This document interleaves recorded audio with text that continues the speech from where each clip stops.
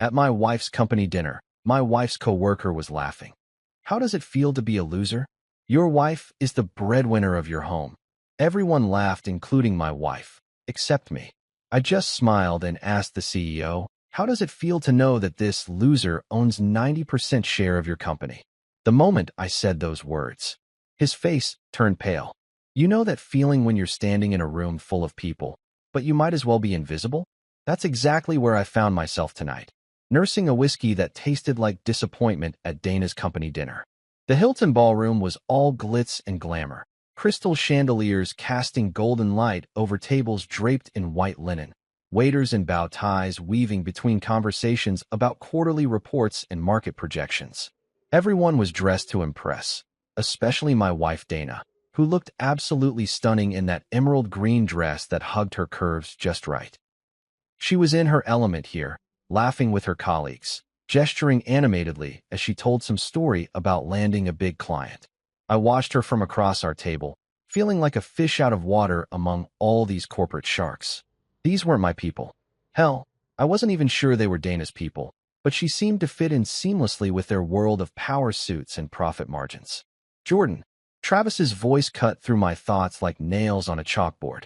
Travis Miller, Dana's co-worker and the biggest pain in my ass at these events. The guy was all teeth and hair gel, the kind of dude who probably practiced his smile in the mirror every morning. He was holding his champagne glass high, swaying slightly from whatever he'd been drinking before dinner. Come on over here, buddy. I forced a smile and walked over to where he was standing with a small crowd of Dana's colleagues. Arthur Granger, the CEO, was there looking distinguished in his expensive suit, along with a few other executives whose names I'd forgotten about 5 minutes after being introduced. Dana appeared at my side, slipping her arm through mine with that practiced corporate wife smile she'd perfected over the years. So, Jordan, Travis continued, his voice getting louder as more people turned to listen. What's it like being married to our rising star here? He gestured toward Dana with his glass, spilling a little champagne on the white tablecloth. Must be nice having a sugar mama, huh? A few people chuckled, but I kept my expression neutral. This wasn't the first time Travis had taken shots at me, and it probably wouldn't be the last. The guy had some weird complex about successful women, especially when their husbands weren't climbing the corporate ladder right beside them. I mean, seriously though, Travis pressed on, clearly enjoying himself now that he had an audience. What do you even do all day while Dana's out here crushing it in the business world? Play video games. Watch Netflix. More laughter rippled through the group. I felt Dana's grip tighten on my arm, but when I glanced at her, she wasn't looking at me with concern or anger on my behalf. She was smiling that same practice smile, like this was all just harmless fun between friends. Travis, Arthur interjected with a diplomatic chuckle, maybe we should. No, it's fine. Travis waved him off, his voice rising even higher. I'm genuinely curious. I mean, Jordan seems like a nice enough guy, but let's be real here. He turned to face me directly, his eyes glassy from the alcohol. What's it like being a loser? Must be strange having your wife pay all the bills, right? The words hit me like a slap across the face. The entire table went quiet for a heartbeat, then erupted in laughter. Even some people from neighboring tables turned to see what was so funny. And there, right next to me, was Dana, laughing along with the rest of them. Not uncomfortably, not apologetically, but genuinely amused by her colleague's assessment of her husband. Something cold settled in my chest as I watched her laugh. After 15 years of marriage, after everything we'd been through together, she was laughing at me being called a loser. In front of all these people who barely knew me, who had no idea what I'd sacrificed or what I'd built before I decided to step back from the spotlight. I stood there for a moment, letting the laughter wash over me, feeling smaller and smaller with each passing second. Then something shifted inside me. Maybe it was the whiskey, maybe it was years of biting my tongue at these events, or maybe I was just tired of being treated like Dana's accessory instead of her equal. I smiled, not the forced smile I'd been wearing all evening, but a genuine one that probably looked a little scary given the circumstances. The laughter started to die down as people noticed my expression. You know what, Travis? I said, my voice calm and steady. You're absolutely right. It must seem pretty strange from where you're sitting. I turned to Arthur Granger, who was looking increasingly uncomfortable as he sensed the shift in the room's energy. "Arthur," I continued, still smiling that same unsettling smile. "How does it feel to know that this loser owns 90% of your company?" The silence that followed was so complete you could have heard a pin drop in that massive ballroom. Arthur's face went white as a sheet, his champagne glass frozen halfway to his lips. Dana's arm fell away from mine as she stared at me with her mouth slightly open, confusion and disbelief written all over her face. Travis, meanwhile, looked like someone had just told him Santa Claus wasn't real. His stupid grin melted away as he tried to process what I'd just said. "What?" Dana whispered, her voice barely audible over the sudden tension. I looked around the table at all these people who had been laughing just seconds ago, enjoying my humiliation, treating me like some kind of joke. Now they were all staring at me like I'd just revealed I was an alien from another planet. Did I stutter? I asked, my voice still perfectly calm. Orion Systems. Remember that little tech startup that merged with Nextra 5 years ago? The one that basically saved this company from bankruptcy. I paused, watching realization dawn on Arthur's face. Yeah, that was mine. Still is, actually. Dana's wine glass slipped from her fingers and shattered on the floor, red wine spreading across the white tablecloth like blood. The sound seemed to break whatever spell had fallen over the room, and suddenly everyone was talking at once. Whispered conversations, urgent questions, the scraping of chairs as people leaned in to hear better. But I was done. I'd said what I needed to say. I straightened my tie, took one last look at my wife's stunned face, and walked away from the table. As I headed toward the exit, I could hear the chaos erupting behind me. Arthur's panicked voice trying to restore order, Dana calling my name, Travis demanding to know if what I'd said was true. Just like that, the game had changed. After years of playing the quiet husband, the supportive spouse who stayed in the background while his wife shined, I'd finally reminded them all of something they'd apparently forgotten. You should never underestimate the person you're laughing at. They might just own everything you think you know. The hotel's marble floors echoed with each step I took toward the exit, but I could feel their eyes burning into my back like lasers. Every conversation in that ballroom had stopped dead, and I knew without looking that dozens of corporate vultures were craning their necks to watch the quiet husband make his dramatic exit. Good. Let them stare. Let them wonder how badly they'd screwed up by underestimating the guy they'd been treating like Dana's pet dog for the past 5 years. I was almost to the revolving doors when I heard the rapid click-clack of heels on marble behind me. Jordan, wait." Dana's voice was sharp with panic, cutting through the ambient noise of the hotel lobby. I didn't slow down. If anything, I picked up the pace, my hands shoved deep in my pockets as I navigated through clusters of tourists and business travelers. "Jordan, damn it, stop." The desperation in her voice was something I hadn't heard in years, not since her dad had his heart attack and she thought she might lose him. But I kept walking. She wanted to chase me? Fine. She could chase me all the way to the parking garage if she felt like it. I heard her stumble slightly. Those designer heels weren't made for speed. And then she was right behind me, breathing hard. "What the hell do you mean you own the company?" she demanded, grabbing my arm and trying to spin me around to face her. I stopped walking but didn't turn around immediately. Instead, I stood there for a moment, listening to her ragged breathing, feeling the weight of her manicured fingers digging into my jacket sleeve. When I finally faced her, she looked like she'd seen a ghost.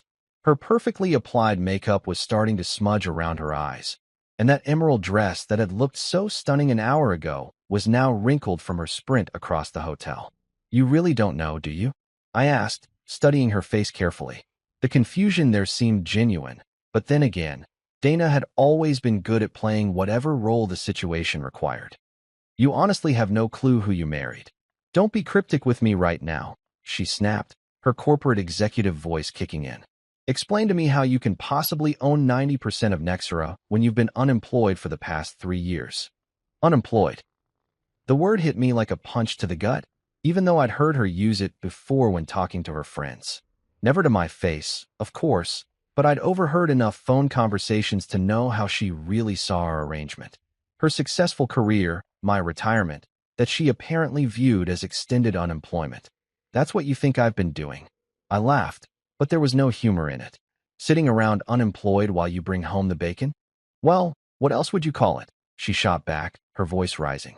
A few people walking past us turned to stare, but Dana was too worked up to care about making a scene.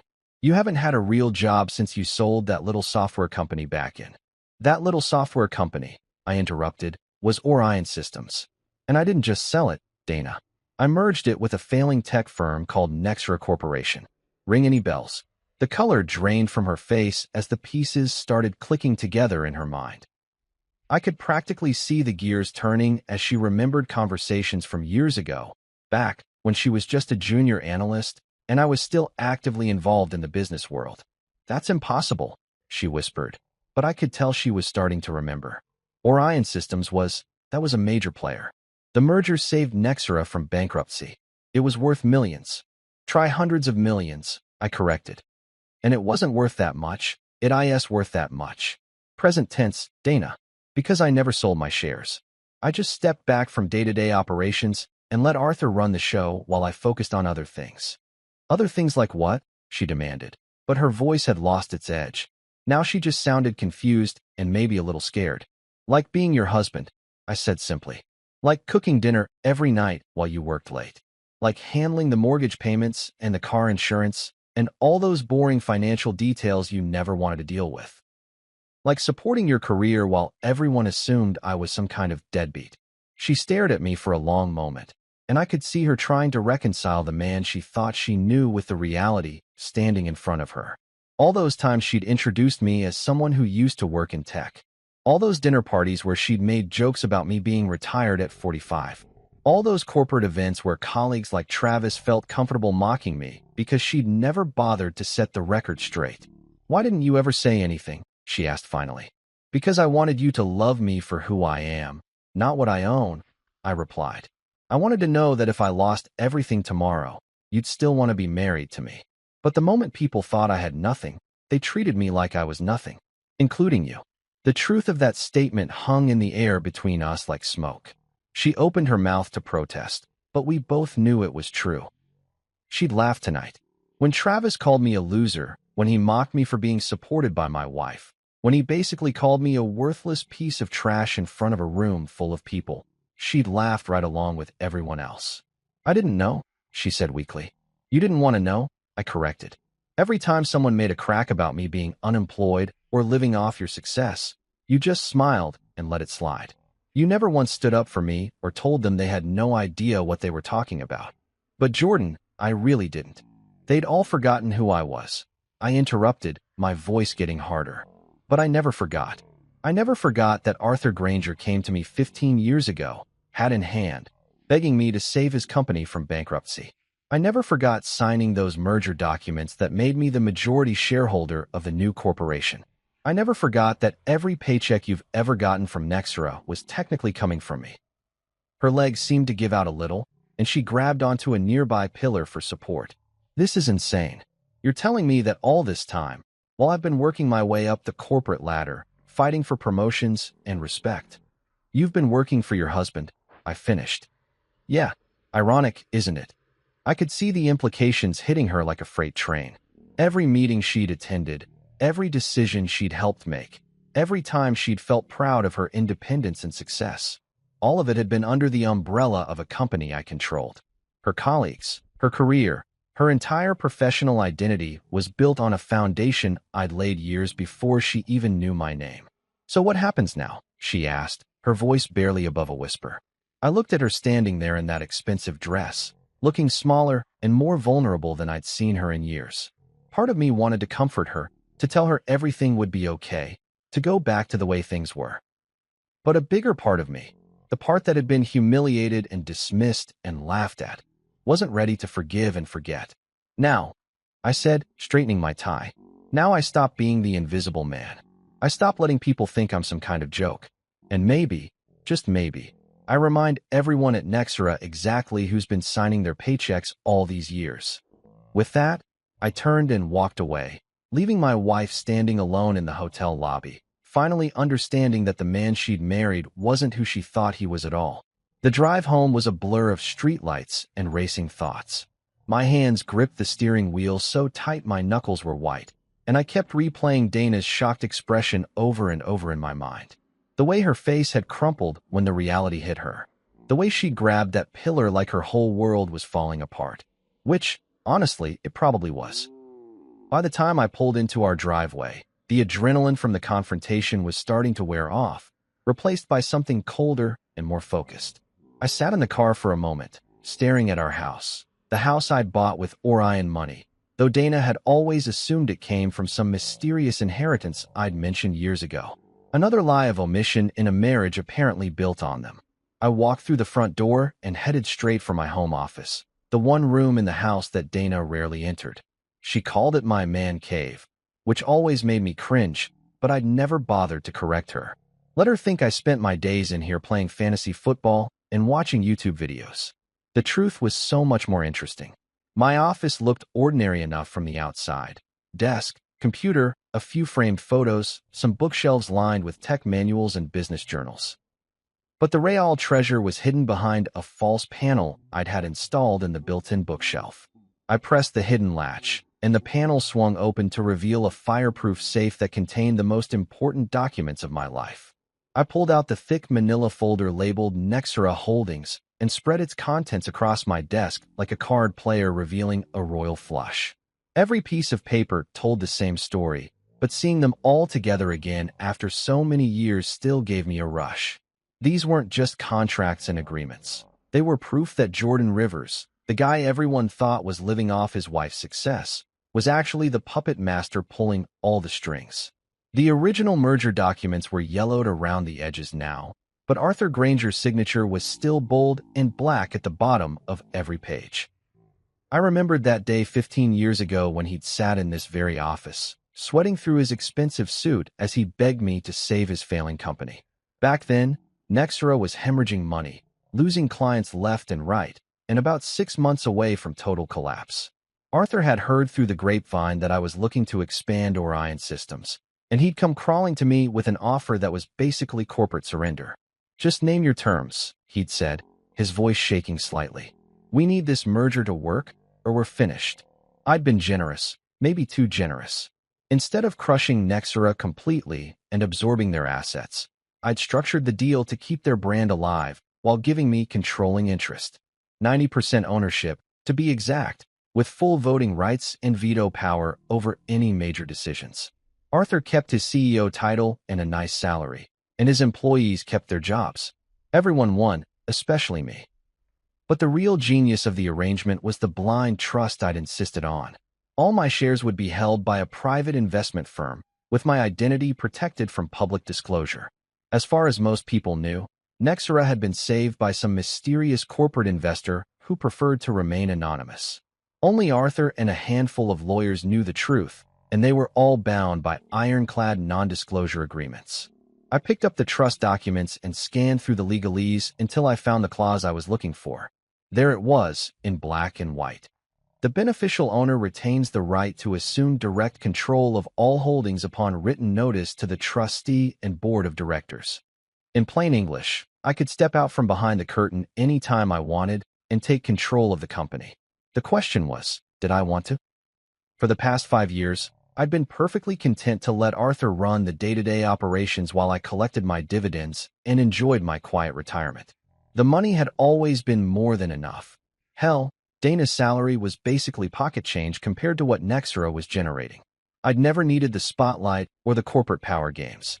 I'd been there, done that, and decided I preferred a simpler life.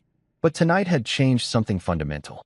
Tonight, I'd been publicly humiliated by people who owed their livelihoods to my generosity. Travis Miller, that smug bastard, had called me a loser while cashing checks from a company I owned. Dana had laughed at jokes about her unemployed husband while building her career on the foundation I provided. Even Arthur, who knew damn well who I was, had just stood there and let it happen. I pulled out my phone and scrolled through my contacts until I found Marcus Trent's number. Marcus had been my lawyer since the early days of Orion Systems, and he was one of the few people who knew all my secrets. It was almost midnight, but Marcus was a night owl who often worked late on complex corporate deals. He answered on the second ring. "Jordan, this is late, even for you.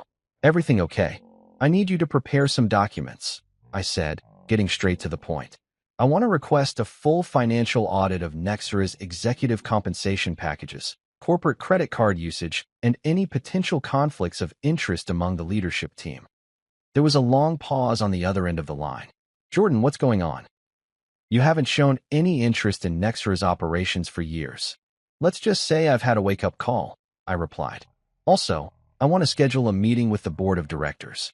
It's time they met their largest shareholder face-to-face. Are you sure about this? Once you step out from behind the blind trust, there's no going back. Your anonymity will be gone forever. I looked around my office at all the evidence of my hidden empire. Financial statements showing profits that would make Dana's head spin. Email correspondence with CEOs of Fortune 500 companies who still considered me a major player in the tech world. Stock portfolios that had been quietly growing for years while everyone assumed I was some kind of house husband. Marcus, I said, I've been invisible for too long. It's time to remind people who they're dealing with. All right, he said, and I could hear him already reaching for his legal pad. I'll have the audit request ready by morning, and I'll reach out to the board to schedule an emergency meeting. But Jordan, whatever happened tonight, just make sure you're doing this for the right reasons. Don't worry about my reasons, I said. Just worry about making sure everything is bulletproof legally. Because if I'm going to do this, I'm going to do it right. After I hung up, I sat back in my chair and stared at the documents spread across my desk. Tomorrow, the corporate world that had forgotten about Jordan Rivers was about to get a very rude awakening. And Dana? She was about to learn that the man she'd been taking for granted was actually the most powerful person in her professional life. I carefully placed all the documents back in the safe and locked it away. But this time, I knew it wouldn't be long before I'd need them again. I woke up the next morning to the sound of Dana's heels clicking around upstairs, her usual pre-work routine in full swing. Coffee brewing, news playing on the kitchen TV, the familiar symphony of a corporate executive getting ready to conquer another day. Except today wasn't going to be like any other day, and she had no clue what was coming. I stayed in bed for a few extra minutes, listening to her move around the house. Through the thin walls, I could hear her talking on the phone, probably to her assistant, going over her schedule, discussing client meetings and quarterly reports.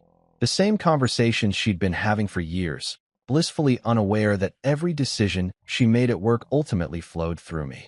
When I finally made it to the kitchen, she was standing by the counter in her navy blue power suit, scrolling through emails on her phone while sipping coffee from her favorite mug, the one that said Boss Lady in gold letters.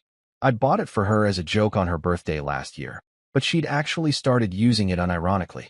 Morning, she said without looking up from her phone.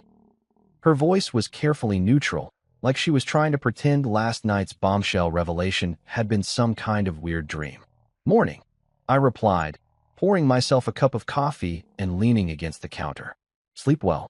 She finally glanced at me, and I could see the confusion and worry still swimming in her eyes. Jordan, about last night. Don't. I cut her off gently. We don't need to make this into some big dramatic thing. You were just having fun with your coworkers. I get it. The relief that washed over her face was almost painful to watch. She actually thought I was going to let it slide, go back to being the quiet husband who smiled and nodded while her colleagues treated me like furniture. They were just joking around, she said, the words coming out in a rush. You know how Travis gets when he's been drinking. He doesn't mean anything by it. Of course not, I agreed, taking a sip of my coffee. He was just being Travis. No harm, no foul, right? Exactly. She looked so relieved she might have hugged me if she wasn't worried about wrinkling her suit. I'm glad you're not going to make a big deal out of it. I mean, we both know you're not actually. You know, unemployed or whatever. You've got your investments and your consulting work. Right? I nodded. My little side projects. She kissed me on the cheek before heading toward the garage, her heels clicking with renewed confidence. I'll probably be late tonight. We're working on the Morrison account, and you know how demanding those clients can be. I won't wait up, I said. After she left, I sat at the kitchen table with my laptop and started typing. The first email was to Arthur Granger, short and sweet. Arthur, I need to discuss some concerns about Nexra's corporate culture and leadership practices. Please provide a full breakdown of executive compensation packages, expense accounts, and any potential conflicts of interest among senior staff. I'd like this information by end of business today. Thanks, Jordan Rivers. I read it over twice before hitting send. Arthur would probably have a heart attack when he saw my name in his inbox, especially after last night's little scene. He'd spent 5 years hoping I'd stay in the shadows forever, and now I was asking for detailed financial records like some kind of activist investor. My phone was ringing before I'd even finished my second cup of coffee. Marcus Trent here, came the familiar voice of my lawyer. I've been up all night working on those documents you requested. Are you absolutely sure you want to go through with this? More sure than I've been about anything in years, I replied. What V you got for me? Well, the audit request is ironclad. As majority shareholder, you have every right to examine the company's financial practices. I've also drafted a formal notice to the board requesting an emergency meeting. But Jordan, once I send these documents, there's no putting the genie back in the bottle. Everyone's going to know who you are. Good, I said. I'm tired of being anonymous. There's something else, Marcus continued, and I could hear papers rustling in the background. I did some preliminary research on Nexra's recent activities, and there are some red flags. That Travis Miller you mentioned? He's been steering contracts toward a construction company owned by his cousin. Nothing technically illegal, but definitely ethically questionable. Interesting, I said, though I wasn't really surprised. Guys like Travis always had some kind of angle, some way to game the system for personal benefit. There's more. Several executives have been using corporate credit cards for personal expenses, fancy dinners, golf trips, even some questionable client entertainment that looks more like family vacations. Arthur's been pretty loose with oversight. I felt a cold smile spreading across my face. Arthur had gotten comfortable, maybe too comfortable. He'd probably figured that his mysterious investor would never bother to look under the hood, never question how the company was being run as long as the profits kept flowing. Send everything, I told Marcus. The audit request, the board meeting notice, all of it. It's time to shake things up. You got it. But Jordan, just remember, you're about to go from being the man behind the curtain to center stage. That's a big change, and it's going to affect more than just your professional life. After hanging up with Marcus, I spent the rest of the morning researching Nexra's current operations. What I found wasn't pretty.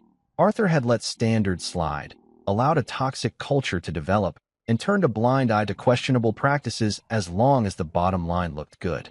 The company I'd saved 15 years ago had become exactly the kind of corporate cesspool I'd always despised. By noon, I was ready to make my move. I opened my laptop and started typing another email, this one to Margaret Wu, Nexra's VP of Engineering. Margaret was one of the few people at that company who I actually respected, brilliant, hardworking, and completely overlooked by the boys' club that ran the executive floor. Margaret, I wrote, you don't know me personally, but I've been following your work at Nexra for some time. I think you're exactly the kind of leader the company needs. We should talk soon. Best regards, Jordan Rivers. I was about to send it when my phone buzzed with a text from Dana. Everything okay at home? Arthur seems really stressed about something. Says he got some weird email this morning. I typed back. Everything's fine. Tell Arthur not to worry. I'm sure whatever it is will work itself out. But even as I sent the message, I knew that nothing was going to work itself out. In fact, things were about to get a whole lot more complicated for everyone at Nexra, starting with my wife. I hit send on the email to Margaret, then sat back in my chair and waited for the chaos to begin. For the first time in years, I wasn't the quiet investor sitting on the sidelines. I was back in the game, and I intended to win. The corporate rumor mill works faster than a Vegas poker dealer, and by 10 a.m., the first domino had already fallen. I was sitting in my home office, monitoring the situation through a network of contacts I'd maintained over the years, when my phone started buzzing with updates from Marcus. Travis Miller just got called into HR, he texted. Official reason: review of recent conduct at corporate events. Unofficial reason: your audit request lit a fire under Arthur's ass. I leaned back in my chair and smiled. Travis had probably strutted into that HR meeting thinking he was untouchable, the golden boy who could crack jokes about losers and unemployed husbands without consequences. He was about to learn that actions have a funny way of catching up with you, especially when the person you're mocking owns the company you work for. My laptop chimed with an incoming email from Arthur. The subject line read, "Urgent, need to discuss," and I could practically feel his panic radiating through the screen. I opened it and wasn't disappointed. "Jordan, I received your request this morning, and I want to assure you that Nexera maintains the highest standards of corporate governance. Perhaps we could schedule a call to discuss your concerns in a more informal setting? I'm sure we can clear up any misunderstandings. Best regards, Arthur. Misunderstandings. That was rich. The only misunderstanding here was Arthur thinking he could keep playing fast and loose with my company while I stayed safely tucked away in retirement. I typed back a simple response. Arthur, I'm not interested in informal discussions. I want the documentation I requested by 5 p.m. today, and I want that board meeting scheduled for this week. No exceptions. While I was dealing with Arthur's damage control attempts, the real chaos was unfolding at Nexera's downtown headquarters.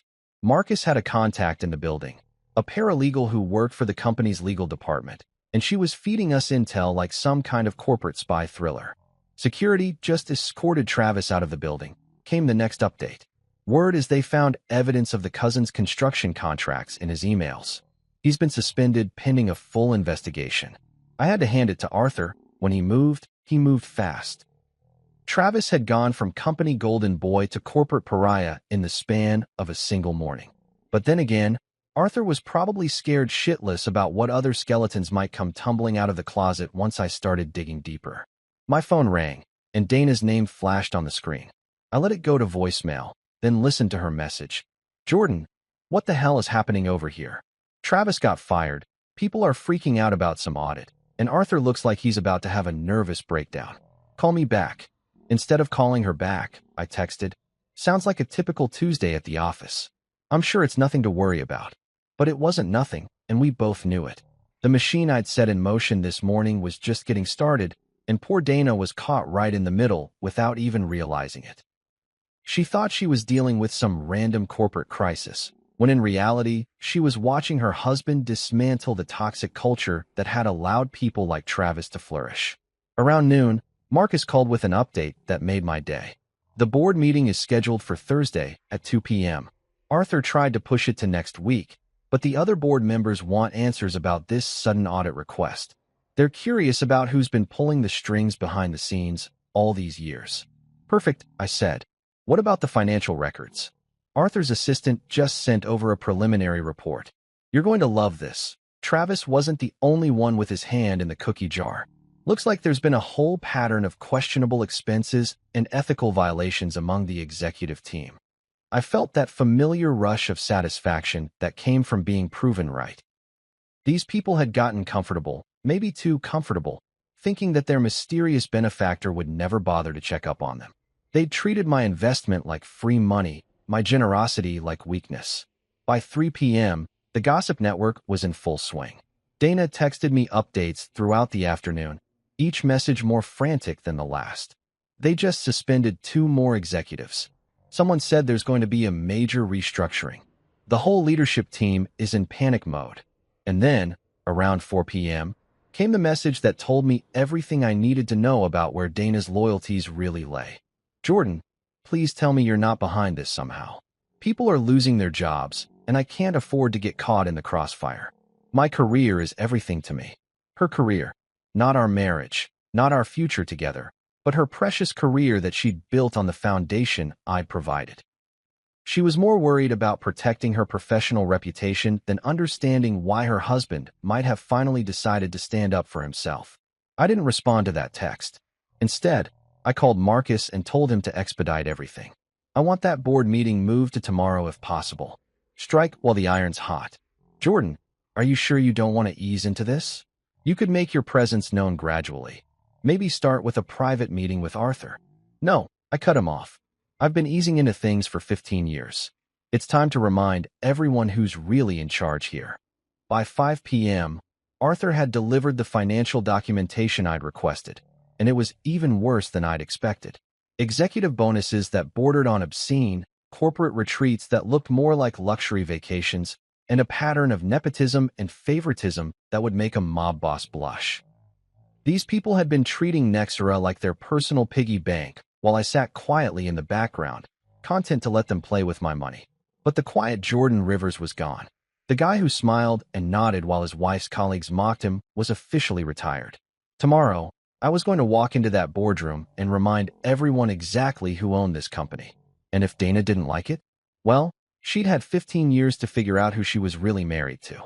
If she was more concerned about her career than her husband, maybe it was time for both of us to reevaluate our priorities. The game had changed, all right, and I was just getting started. Thursday morning arrived with the kind of crisp autumn air that made everything feel sharper, more focused. I stood in front of my bedroom mirror, adjusting the tie on a suit I hadn't worn in 3 years. Charcoal gray Armani.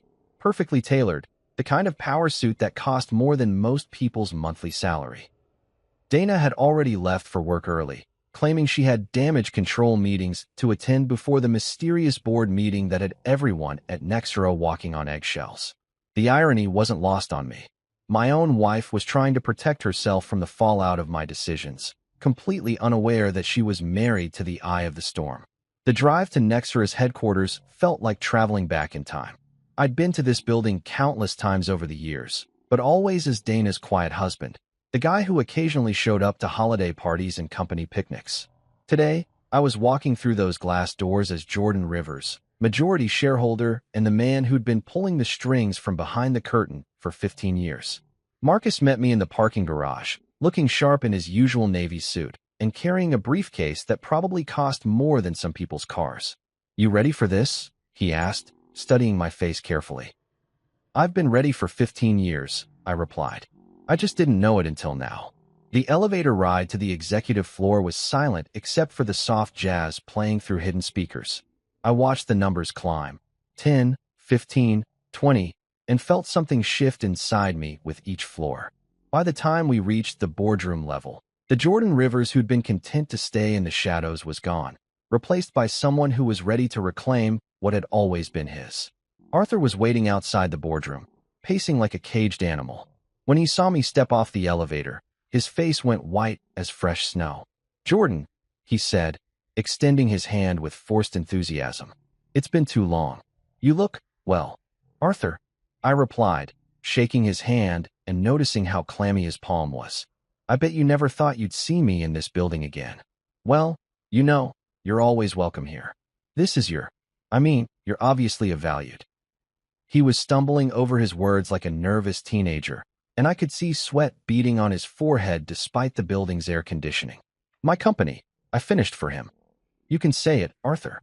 This is my company." Before he could respond, the boardroom doors opened, and I got my first look at the people who'd been making decisions about my investment for the past decade and a half. 5 board members, all looking confused and slightly annoyed about being called to an emergency meeting. They probably thought this was about some minor crisis that Arthur could handle with his usual corporate double talk. They were about to learn how wrong they were. "Gentlemen," Arthur announced as we entered the room, "I'd like you to meet Jordan Rivers." The silence that followed was beautiful. You could practically see the mental gymnastics happening as they tried to place the name. Jordan Rivers, or had they heard that before? Then, one by one, recognition dawned on their faces like sunrise breaking over a mountain range. "Wait," said Patricia Hensley, the only woman on the board. "Jordan Rivers as in, the Orion Systems Jordan Rivers?" "The very same," I said, taking my seat at the head of the table like I owned the place. Which of course I did. "Nice to finally meet you all in person." The next few minutes were a masterclass in corporate panic. Board members frantically shuffling through papers, whispered conversations, confused glances exchanged across the mahogany table. Arthur looked like he wanted to crawl under the conference table and disappear. "I think there's been some confusion," said Robert Chun, the board's treasurer. "Our records show that Orion Systems was acquired through a blind trust arrangement. The beneficial owner's identity has always been confidential." "Not confidential," I corrected. "Just private. There's a difference. Arthur here has known exactly who I am from day one. Haven't you, Arthur?" Arthur cleared his throat and nodded reluctantly.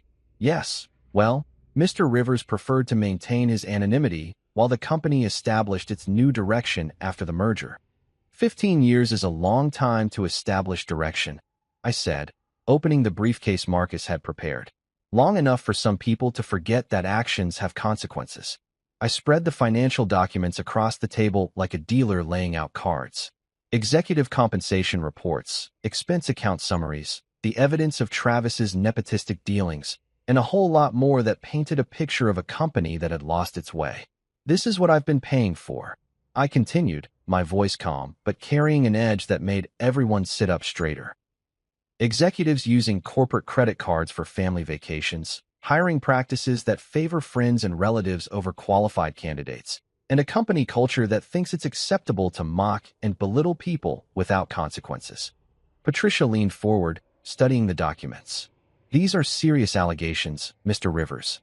If even half of this is accurate, it's all accurate, I assured her. And it's just the tip of the iceberg. You see, when you think the boss is never watching, you tend to get sloppy. You start treating the company like your personal playground instead of a business. Arthur was sweating openly now.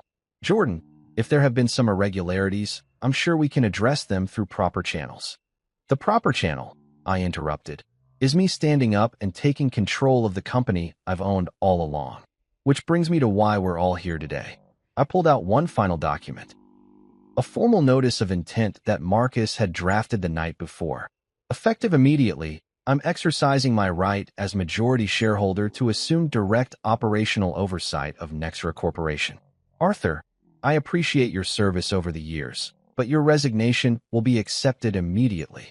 The room erupted in a chorus of shocked voices, but I held up my hand for silence. I'm not finished.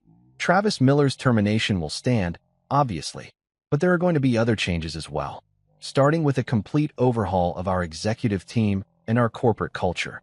I stood up and walked to the floor-to-ceiling windows that overlooked the city skyline. Somewhere down there, Dana was probably sitting in her office, completely unaware that her husband had just fired her boss and taken control of the company she'd spent years climbing the ladder at. You see, I said, turning back to face the room. I've spent 15 years watching this company from the shadows. I've seen how you treat people when you think no one important is watching. I've seen how you operate when you think the money will keep flowing no matter what you do. I walked back to my chair, but remained standing. Well, someone important was always watching. And the money keeps flowing because I allow it to flow. But that arrangement is about to change dramatically. Arthur slumped in his chair like a deflated balloon. What happens now? Now, I smiled, but there was no warmth in it. Now we rebuild this place from the ground up. With respect, integrity, and accountability. You know, all those corporate buzzwords you've been throwing around in annual reports while doing the exact opposite. I gathered up my documents and stood to leave. Oh, and Arthur? Clear out your office by the end of the day. Security will escort you out when you're finished. As I walked toward the door, I could hear the chaos erupting behind me. Frantic phone calls, heated discussions, the sound of a corporate house of cards collapsing. But for the first time in years, I felt completely at peace. The quiet Jordan Rivers was officially dead.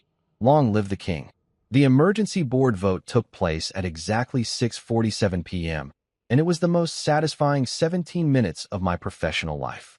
I sat at the head of that mahogany table watching 5 board members who'd probably never questioned a decision in their lives suddenly scramble to distance themselves from Arthur's administration.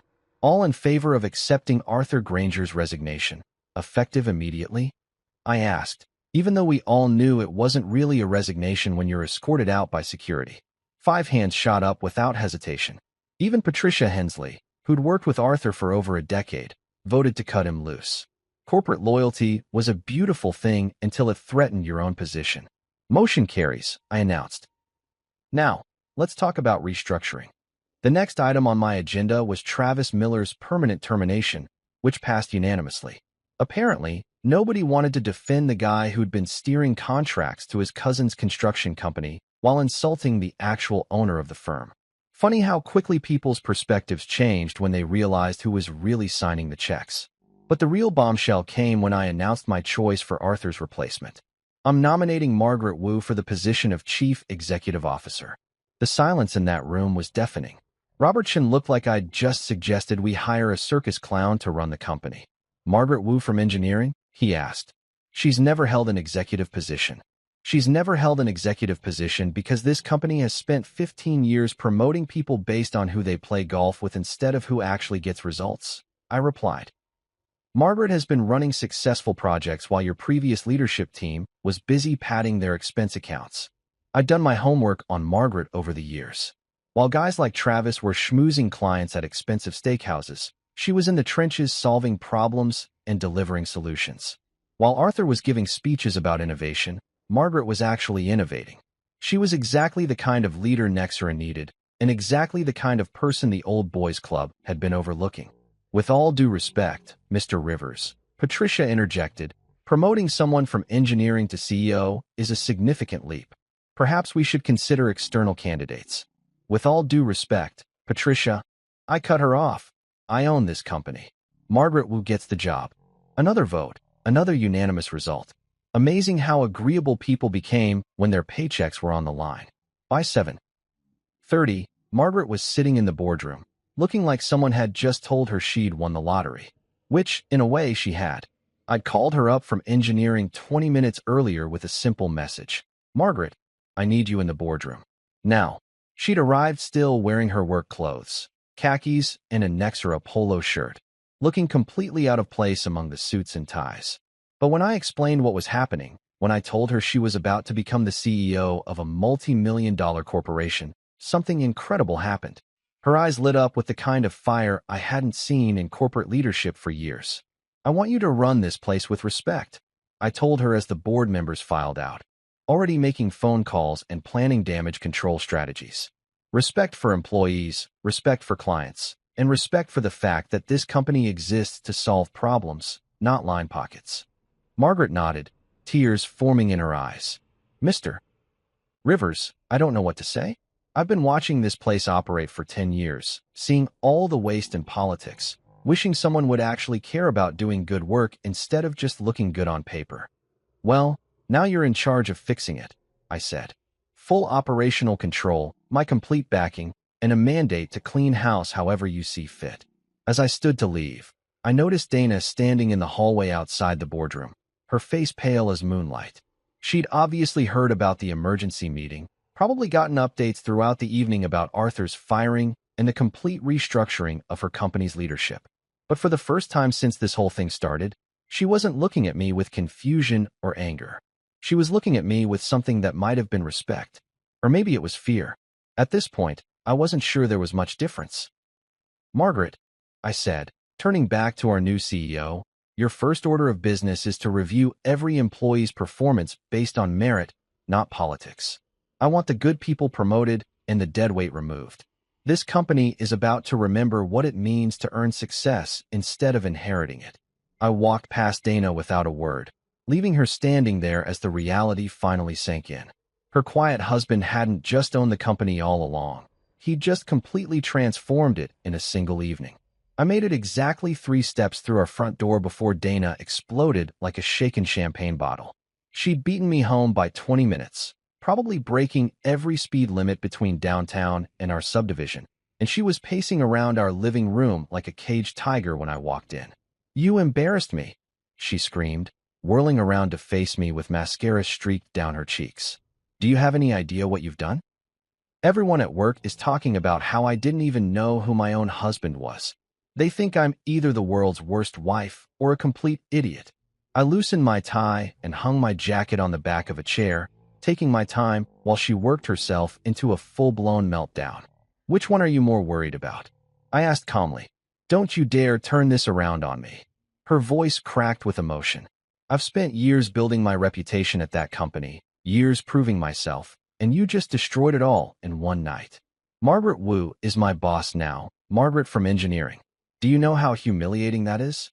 About as humiliating as having your coworkers call your husband a loser while you laugh along. I suggested, sitting down on the couch and watching her pace back and forth across our hardwood floors. She stopped mid-stride, her mouth opening and closing like a fish gasping for air. That's not. I didn't. It was just harmless office banter. Harmless, I repeated. Right. Travis calling me unemployed was harmless. Him asking what it's like to be a loser was harmless. You laughing when he said it must be strange having your wife pay the bills. That was all just harmless fun. I laughed because it was awkward, she protested, throwing her hands up in the air. What was I supposed to do? Cause a scene at a company dinner? Make everyone uncomfortable? I leaned back against the couch cushions and really looked at my wife. This woman I'd been married to for 15 years, who was standing in our living room having a complete breakdown because her professional image had taken a hit. Not because she'd hurt me. Not because she'd realized how badly she'd misjudged the man she'd promised to love and honor, but because she was embarrassed. "You were supposed to defend your husband," I said quietly. "You were supposed to tell Travis to shut his mouth and show some respect. You were supposed to act like you actually knew who you married." "But I didn't know," she wailed, and finally, the real truth came pouring out. "I didn't know you still owned everything. You never said anything. You let me think you were just, retired, living off investments and consulting fees. You cooked dinner every night and fixed things around the house, and I thought, you thought I was a kept man?" I finished.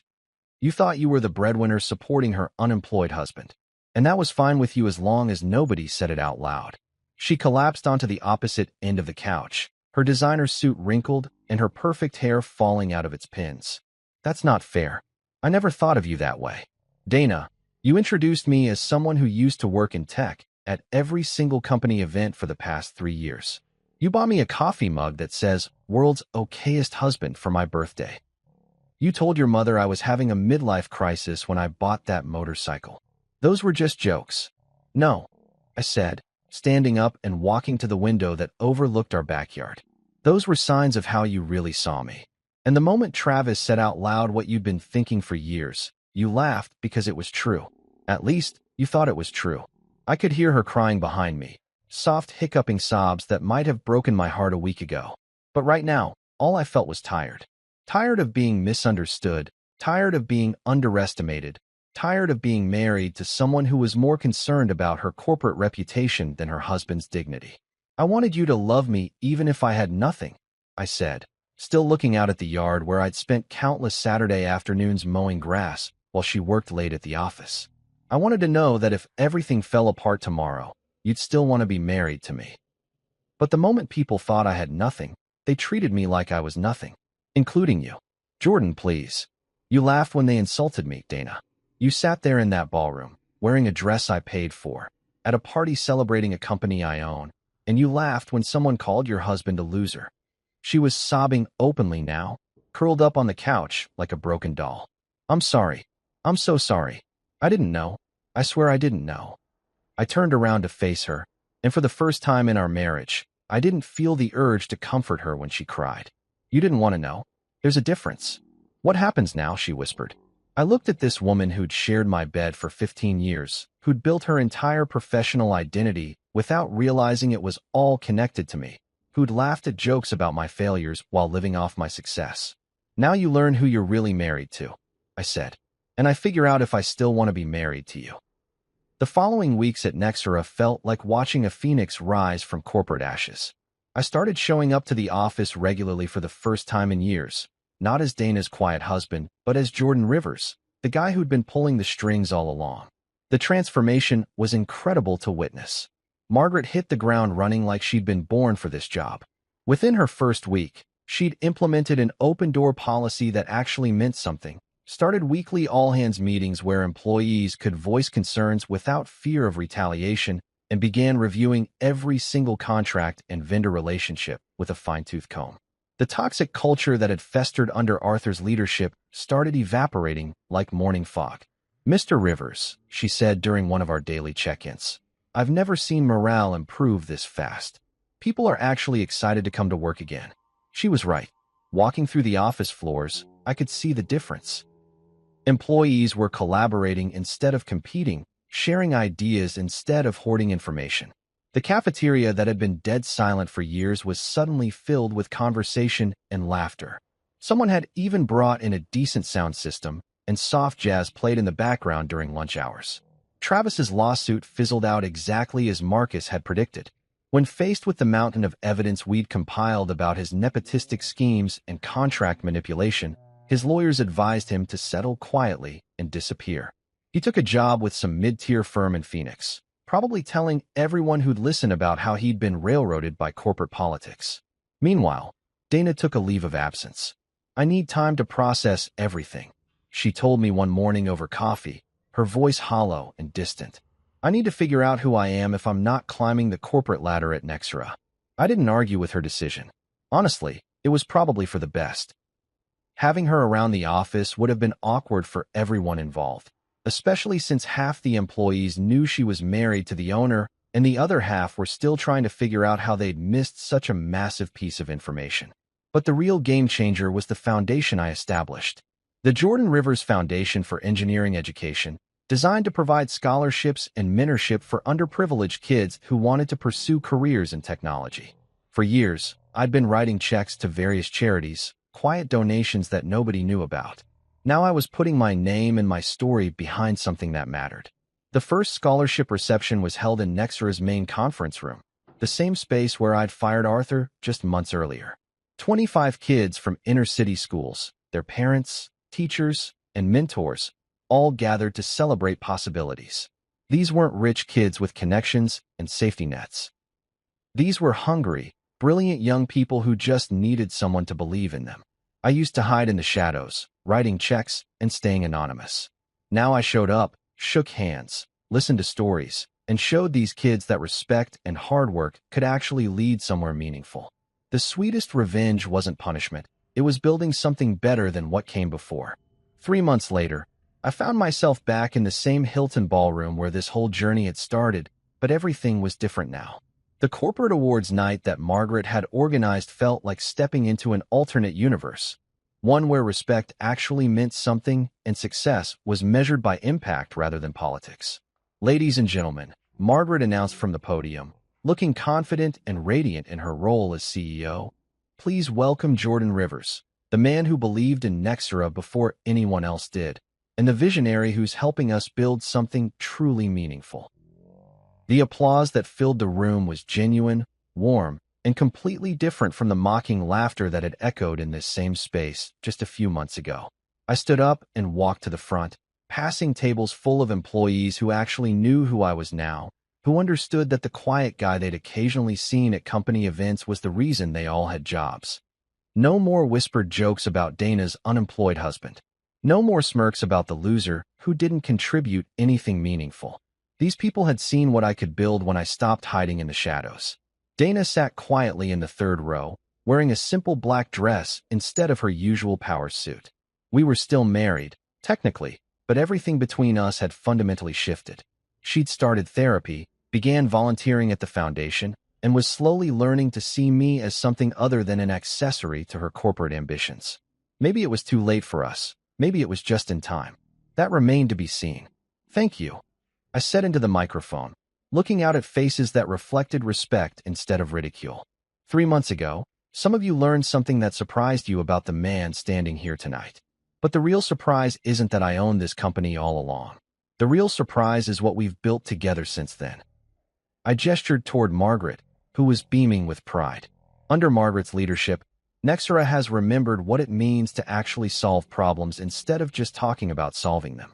We've created an environment where good ideas matter more than good connections, where hard work gets recognized, and where respect isn't just a buzzword we throw around in mission statements. The foundation had funded its first class of scholarship recipients, 15 bright kids who were already showing incredible promise in their first semester of college.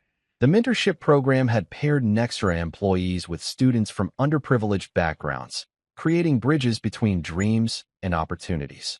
As I looked around that ballroom, I realized the sweetest revenge had never been about punishment at all. It was about building something better than what came before. It was about showing people that power used with purpose could transform everything it touched. The laughter had finally stopped, replaced by something infinitely more valuable, a legacy worth leaving behind.